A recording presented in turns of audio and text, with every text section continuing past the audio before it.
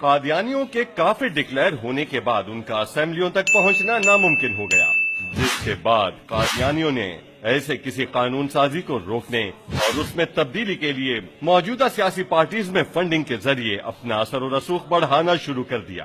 ان کی حکومت قائم ہوگی، احمدیوں کی مسجدیں بناؤں گا۔ یہ جو قادیانی حضرات ہیں یہ بھی ہمارے بھائی ہیں، ہماری بہنیں ہیں۔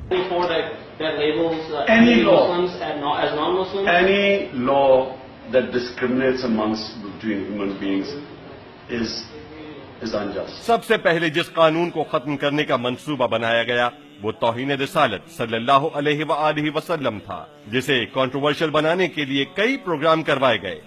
قرآن میں کہاں ہے ڈیتھ پینلٹی اس قسم کے اوفینس کے لیے؟ ان کو سزا سنائی دی گئی ہے جو میں سمجھتا ہوں ایک بڑی سخت اور ظالم سزا ہے۔ پارلیمنٹ آپ کا ترمیم کرنے کے لیے تیار ہے تو آپ الیکٹڈ پارلیمنٹ کی بات سنیں گے؟ میں نہیں سمجھتا کہ ہمیں بلاسفیمی کے نام پہ یہ کرنا چاہیے۔ اس قانون کو ختم کرنے کے لیے اسمبلی میں بل بھی پیش کر دیا گیا تھا، مگر ممتاز قادری کے جرت مندانہ اقدام نے قادیانیوں کے اس پلان کو ناکام بنا دیا اور سیاست دانوں کے دلوں میں خوف پیدا کر دیا۔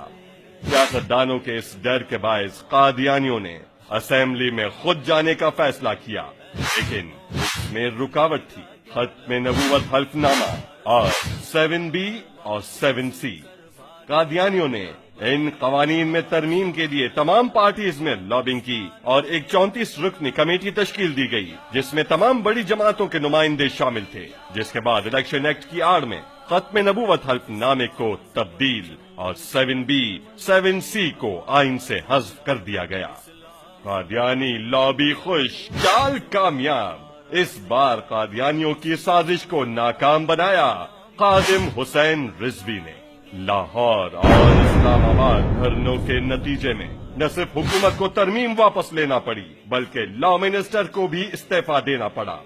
کیا آپ پھر ایسی پارٹیز کو ووٹ دے کر قادیانی لابی کو مضبوط کریں گے؟ ہرگز نہیں۔ اب یہ قوم ان لوگوں کو ووٹ دے گی جنہوں نے تحفظ ختم نبوت کی خاطر 8 جانوں کا نذرانہ پیش کیا، 12,000 شیلز برداشت کیے۔